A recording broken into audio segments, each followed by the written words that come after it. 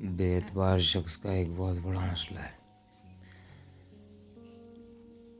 वो है कि वो उसकी किसी बात पे भी एतबार नहीं किया जाता।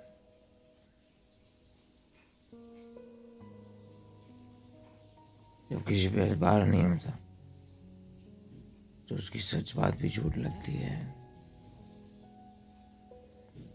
बिल्कुल इसी तरह जैसे गांव में एक शख्स लोगों को डराता था कि शेर आ गया, शेर आ गया। लोग भाग जाते थे।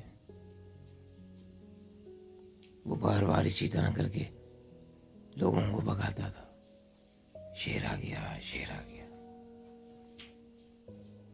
फिर ऐसे ऐसे लोगों ने जान लिया कि ये झूठा हमें धोखा देता है।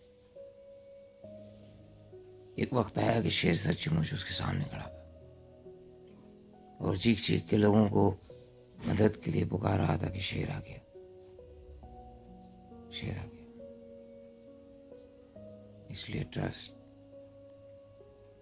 सबसे इम्पोर्टेंट चीज है। अगर ट्रस्ट नहीं होगा तो सब बेकार है, सब फजूल है। और ट्रस्ट को उर्दू में यकीन कहते हैं। यकीन ईमान का कमाल है। यकीन ईमान का कमाल है।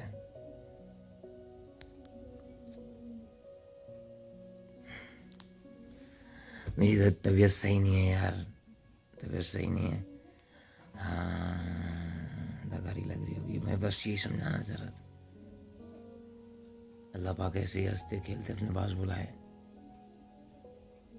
तो समझेंगे कबूल हो गई हमारी जिंदगी।